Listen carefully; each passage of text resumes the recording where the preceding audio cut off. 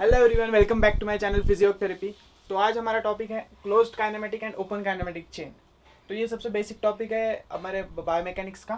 तो इस पे सारे हम जो एक्सरसाइज करते हैं वो डिपेंड होती है, कौन सा मसल कैसे एक्ट करेगा वो इस पे डिपेंड रहता है।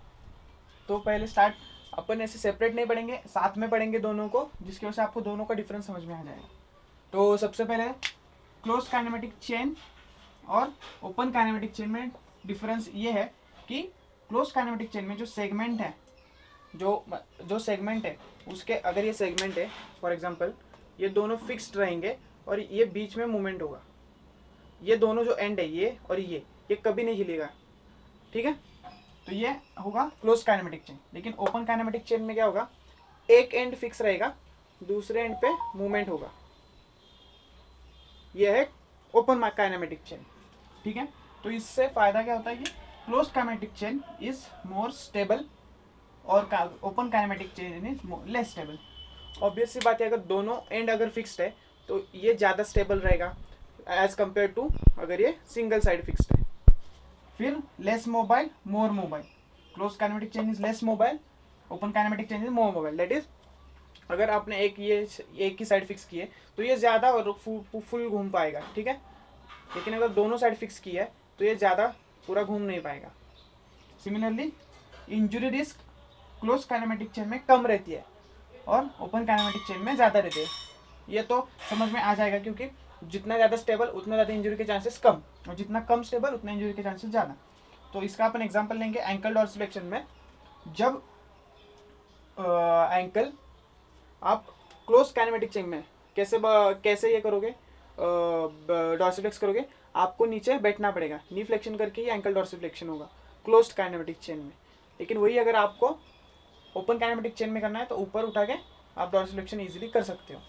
क्लोज्ड काइनेमेटिक चेन जैसे आप स्क्वाट करोगे नीचे बैठ के, स्क्वाट के टाइम उसका डॉर्सिफ्लेक्शन हो जाएगा। लेकिन आपको ओपन काइनेमेटिक चेन में करना है तो पैर ऊपर लेके ऊपर डॉर्सिफ्लेक्शन करना पड़ेगा ऐसे। और क्लोज काइनेमेटिक चेन का और एक एग्जांपल है पुशअप, और ओपन काइनेमेटिक चेन का एग्जांपल है shoulder flexion extension. Shoulder joint पे एक जगह फिक्स्ड है ओपन काइनेमेटिक चेन और एक फुल्ली मोबाइल है। वही पुशअप में आपका एक हाथ नीचे फिक्स, हाथ भी नीचे फिक्स होता है, शोल्डर भी फिक्स होता है, और फिर आप करते हैं पुशअप्स तो मूवमेंट सिर्फ इधर होती है।